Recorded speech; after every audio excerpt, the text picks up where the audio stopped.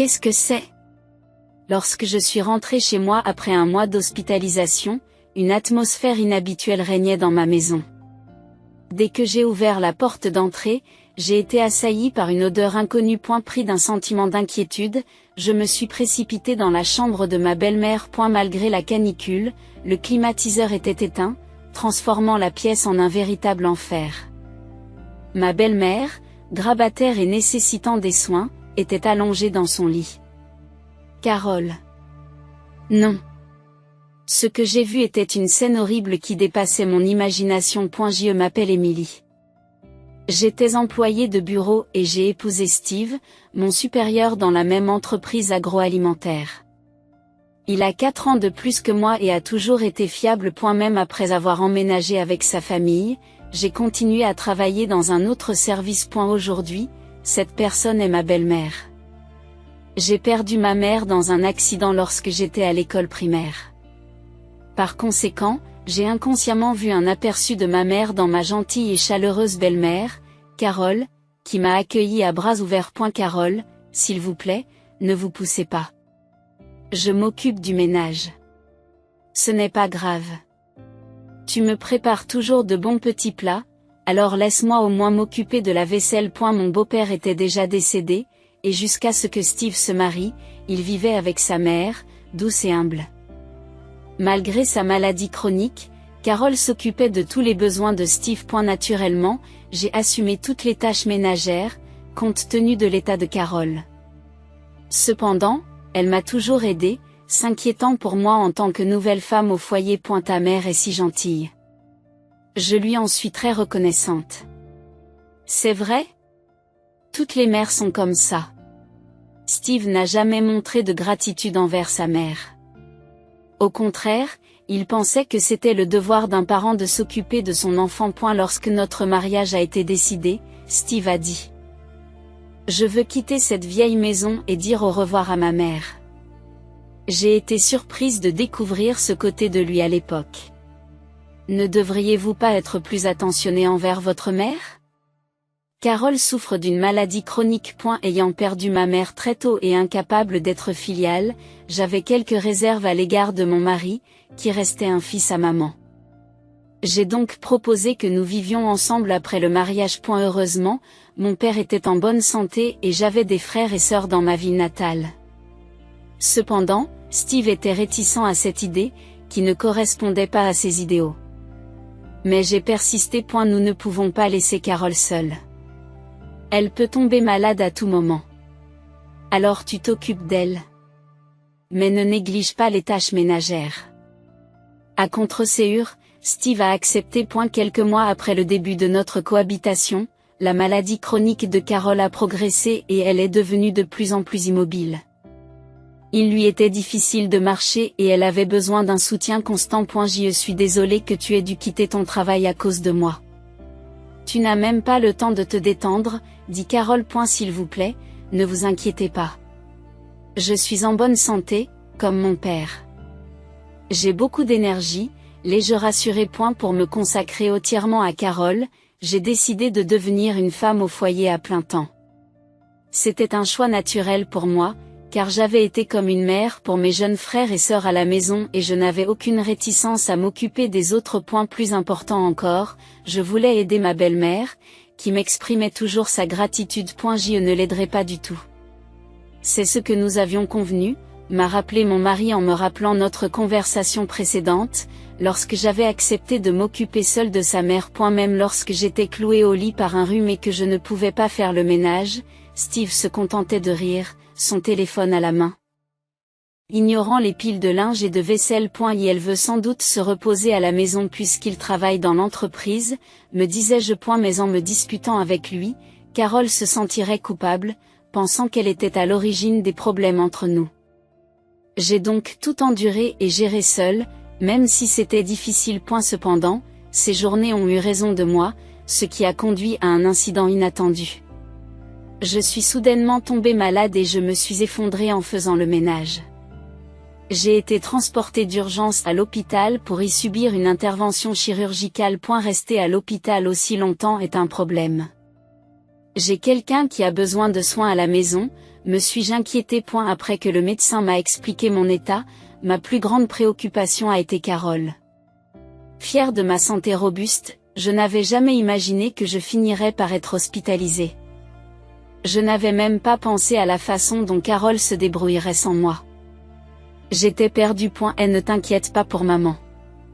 Je vais m'occuper d'elle, m'a rassuré mon mari lorsqu'il m'a rendu visite à l'hôpital. Mais qu'est-ce que c'est que cette réaction? Pourquoi cette réaction? Je n'ai pas pu m'empêcher de laisser échapper un son étrange à ces paroles. Tu n'es pas là, alors c'est à moi de le faire, a-t-il répondu. Même s'il avait l'air un peu agacé et fatigué, il semblait sincèrement préoccupé par le fait de gérer les choses en mon absence. Mon mari, qui n'avait jamais participé aux soins ou aux tâches ménagères depuis notre mariage, prenait maintenant l'initiative. Je m'attendais à ce qu'il se plaigne de devoir se débrouiller sans moi.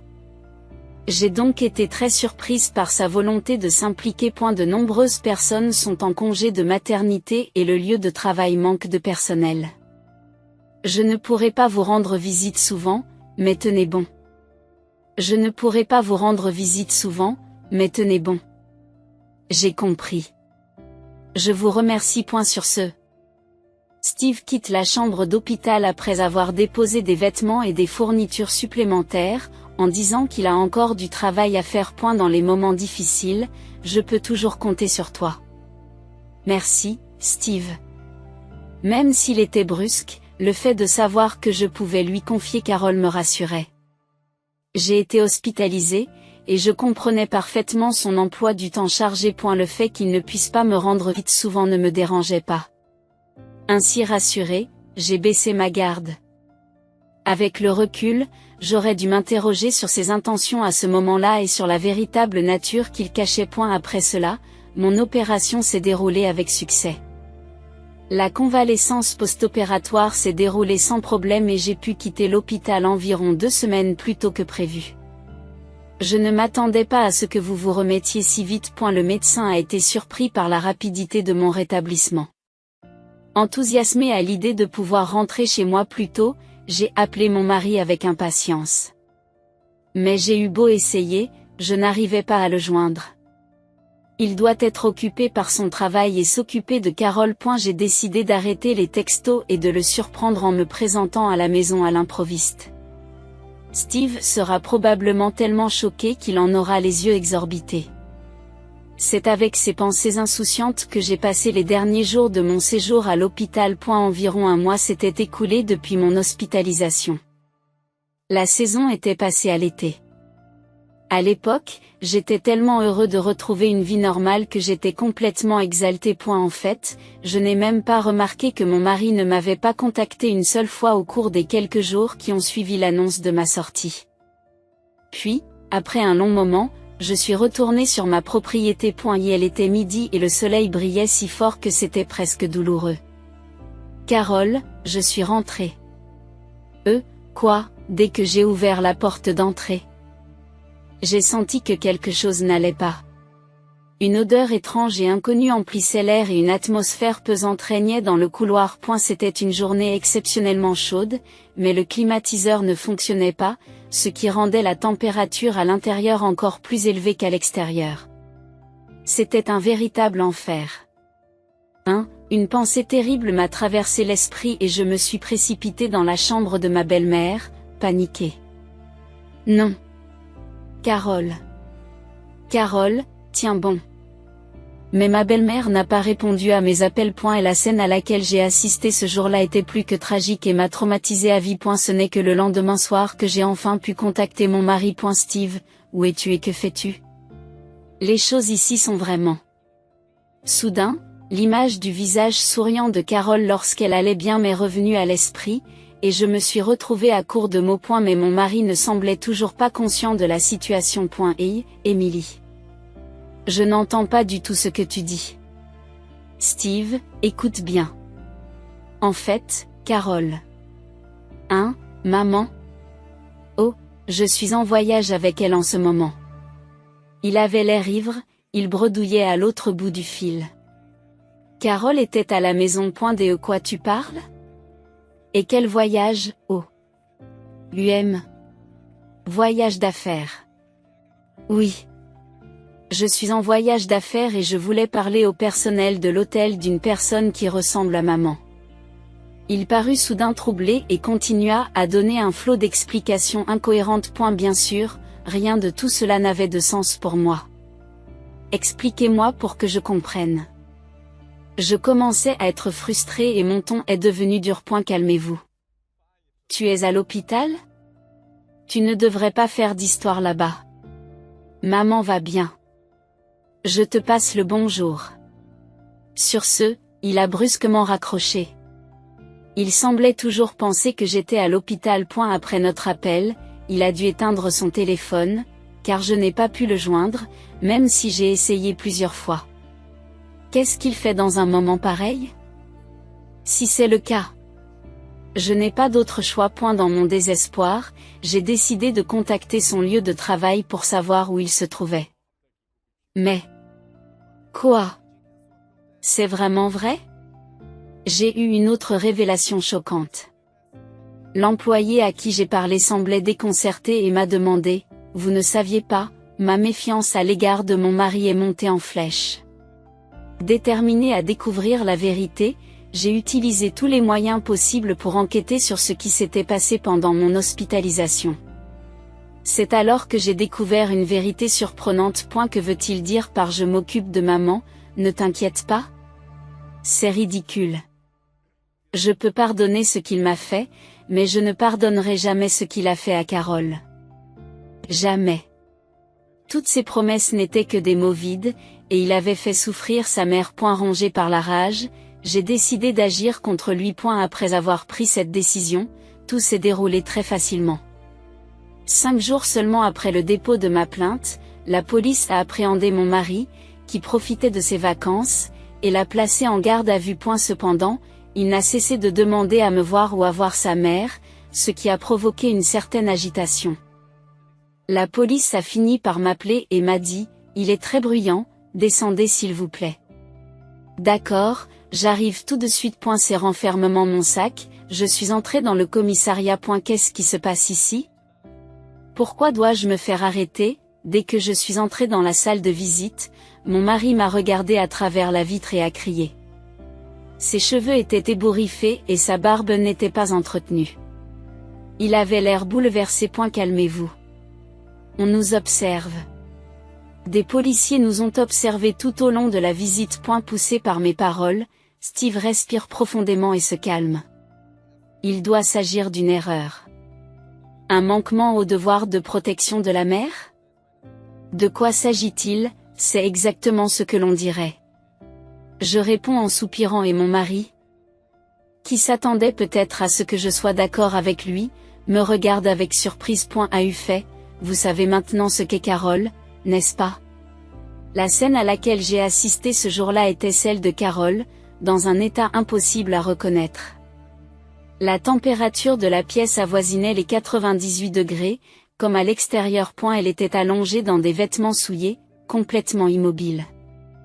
La vue, la chaleur et l'odeur sont restées gravées dans mon esprit, me hantant de cauchemars pendant un certain temps. Oui, la police n'a pas arrêté de m'en parler. C'est vraiment déprimant. Comment pouvez-vous dire une chose pareille? Allez, ne vous énervez pas comme ça. Elle était vivante, n'est-ce pas? Comme il l'a dit, Carole a survécu de justesse. Lorsqu'elle a été retrouvée, elle était très affaiblie, son corps émacié comme un squelette, s'accrochant à peine à la vie. Lorsque les ambulanciers et les médecins l'ont transportée, ils m'ont dit sévèrement que si nous étions arrivés quelques minutes plus tard, il aurait été trop tard, et que faisait la personne qui s'occupait d'elle? Il était évident qu'elle était dans un état désastreux. Carole a souffert seule pendant longtemps. Ce n'est pas mon problème. D'ailleurs, j'avais prévu une aide. Seulement une fois par semaine, n'est-ce pas? Carole avait besoin d'aide pour tout, y compris pour aller aux toilettes et se changer. Et vous appelez ça assumer vos responsabilités? Oui, c'est cela. Il a répondu fermement, sans hésiter. Pendant un instant, j'ai eu l'impression de parler à un extraterrestre. Lorsque vous avez été emmené par la police, n'avez-vous pas réalisé que vous aviez fait quelque chose de mal? Non, pas du tout. Au fait, Qui a signalé nos problèmes familiaux à la police? Ce n'était pas toi, n'est-ce pas, Émilie, c'est moi. Et Carole elle-même a témoigné quand j'ai déposé la plainte. Après avoir été soignée à l'hôpital, elle s'est bien remise et a pu parler 2 jours plus tard. Vous, laissant tout à l'aide-soignante et ne rentrant pas une seule fois à la maison. Carole m'a raconté cela. Il semble que mon mari ne se soit occupé de sa mère que le premier jour, lorsqu'il m'a apporté mes vêtements de rechange. Il lui a dit qu'il partait en voyage d'affaires et est reparti le lendemain. Par conséquent, elle a dû passer tout son temps seule, à l'exception des visites de l'aide-soignante. Elle a réussi à se déplacer tant bien que mal, mais elle a fini par ne plus pouvoir sortir du lit. Même dans cet état, Carole vous a considéré, disant que ce n'était pas de sa faute. Il a dit qu'il était en voyage d'affaires. Exactement. Je travaillais. Tu veux dire que je devrais sécher le travail? Intéressant. Prendre des congés payés pour aller dans une station balnéaire avec une jeune femme est considéré comme un voyage d'affaires dans cette entreprise. Je ne l'avais jamais su, bien que j'y travaille depuis que je suis diplômée. Alors que je prononçais ces paroles d'une traite, mon mari m'a de nouveau regardé avec surprise. Comment l'avez-vous su? Vous pensiez que je ne le saurais pas?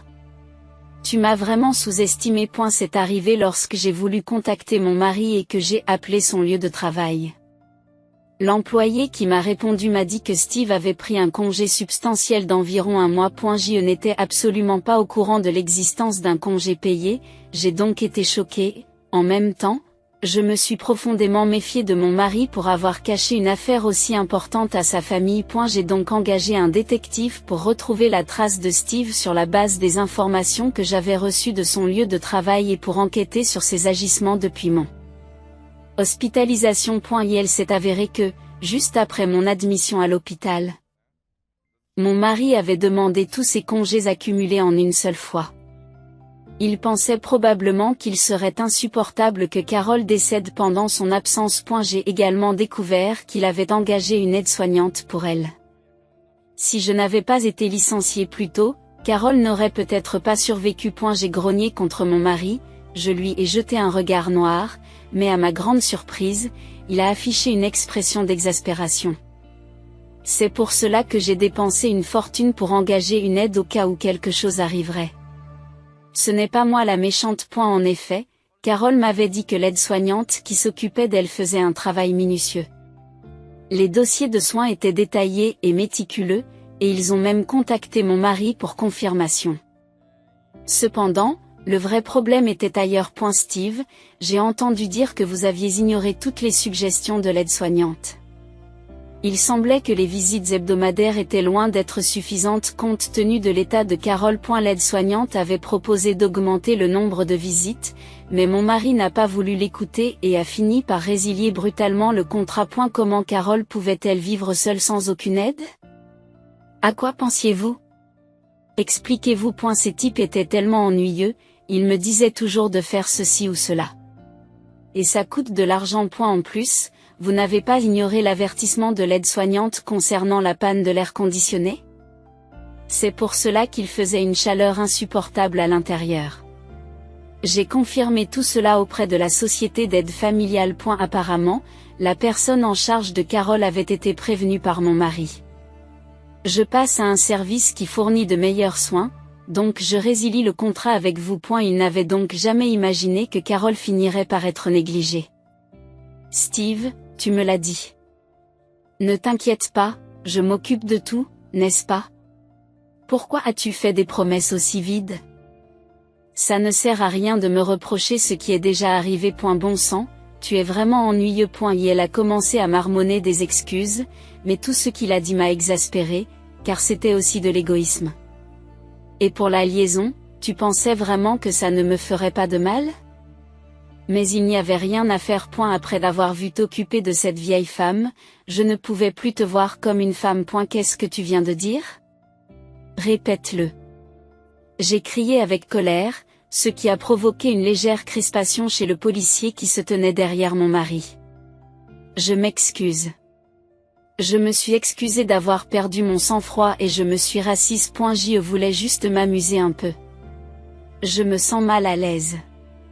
Il a marmonné cela sans me regarder dans les yeux, comme un enfant boudeur qu'on a grondé. Au fond de lui, il pensait probablement encore qu'il n'était pas fautif. Mais il s'est probablement rendu compte que s'il ne disait pas une chose pareille, ma colère ne s'apaiserait pas et que cela nuirait à son dossier auprès de la police. Il a donc essayé d'être malin. Vous ne vouliez pas vous occuper de votre mère et ne vouliez pas être responsable d'elle. C'est toujours ce que vous ressentez? Je ne sais pas.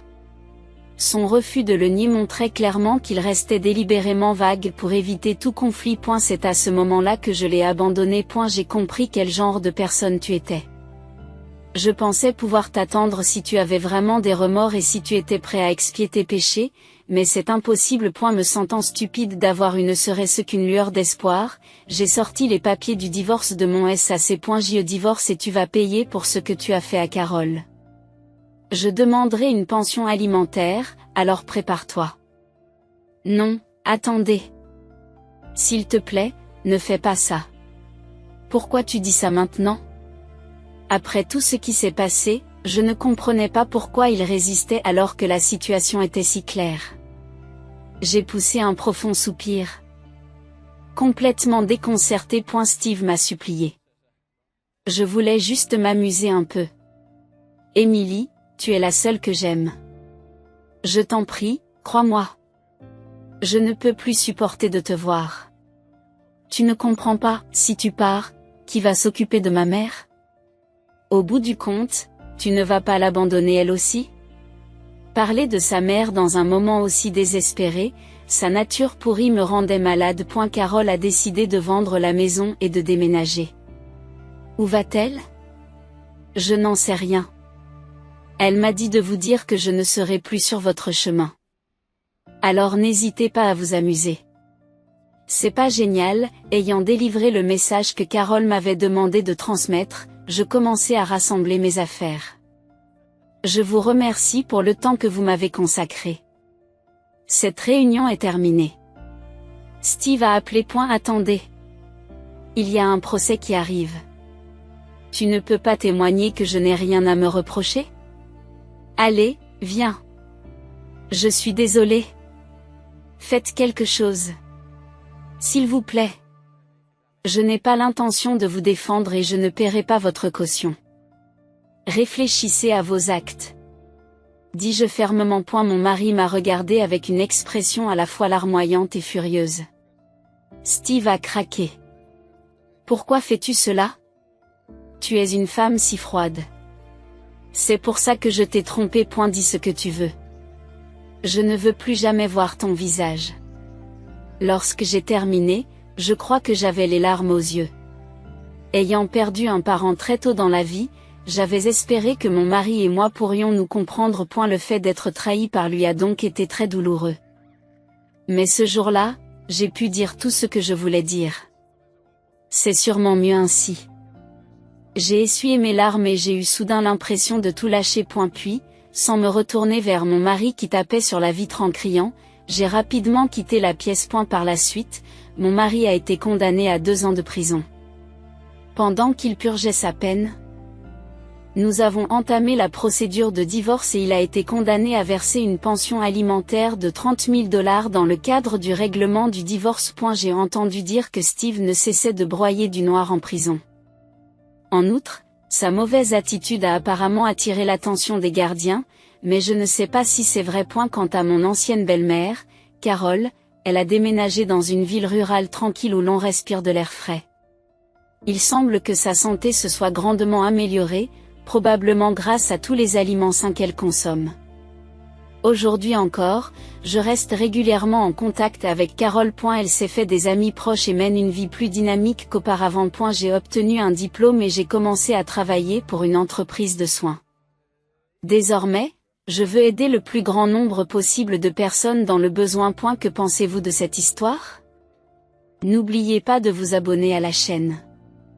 Je vous donne rendez-vous dans la prochaine vidéo.